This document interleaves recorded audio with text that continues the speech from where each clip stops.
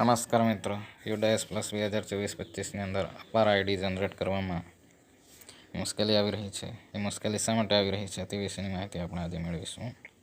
સર્વપ્રથમ આપણે વિદ્યાર્થીની માહિતી ઓપન કરી લઈશું. કોઈ એક વિદ્યાર્થીના નામની સામે આપણે જનરેટ બટન ક્લિક કરીશું. એ વિદ્યાર્થીની બેઝિક ડિટેલ ચેક કરી આપણે વાલીની સંમતિ આપીને સબમિટ બટન ક્લિક કરીશું. ફોર્મ બટન ક્લિક કરીશું. અહીં તમે જોઈ શકો છો, students name in school record should be similar to date of name as per Aadhaar એવો મેસેજ આવી રહ્યો છે. અહીં બેઝિક ઇન્ફોર્મેશનની અંદર તમે જોઈ શકો છો, સ્ટુડન્ટ નેમ અને નેમ એઝ પર આધાર બંને મિસમેચ થઈ રહ્યા છે, બંને સેમ નથી. યુડાયસ પ્લસ અને આધાર કાર્ડમાં જે નામ હોય તે બંને મેચ થવા જરૂરી છે. બંને સરખા હશે તો જ વિદ્યાર્થીનો અપાર આઈડી જનરેટ થશે. હવે આપણે બીજા વિદ્યાર્થીની અપાર આઈડી જનરેટ કરવાની કોશિશ કરીએ.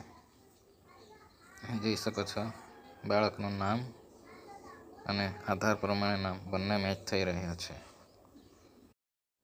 કોન્સન્ટમાં બાળકના વાલીનું નામ, બાળક સાથેનો સંબંધ, વાલીનું આઈડી પ્રૂફ અને આઈડી નંબર નાખીશું. ત્યારબાદ સ્થળ અને તારીખ પસંદ કરી સબમિટ બટન ક્લિક કરીશું. અહીં જોઈ શકો છો, રિક્વેસ્ટ ફોર અપાર આઈડી હાઝ બીન સબમિટેડ સક્સેસફુલી એવો મેસેજ આવી ગયો છે. હવે આપણે જે બે બાળકોનું અપાર આઈડી જનરેટ કરવાની કોશિશ કરી હતી તેનું સ્ટેટસ ચેક કરી લઈશું. અહીં તમે જોઈ શકો છો, આ વિદ્યાર્થીનું અપાર આઈડી જનરેટ થયેલ નથી. બીજા વિદ્યાર્થીના અપાર આઈડીના સ્ટેટસમાં રિક્વેસ્ટેડ એવો મેસેજ આવી ગયેલ છે. નેક્સ્ટ ડે એનો અપાર આઈડી જનરેટ થઈ જશે. Thank you.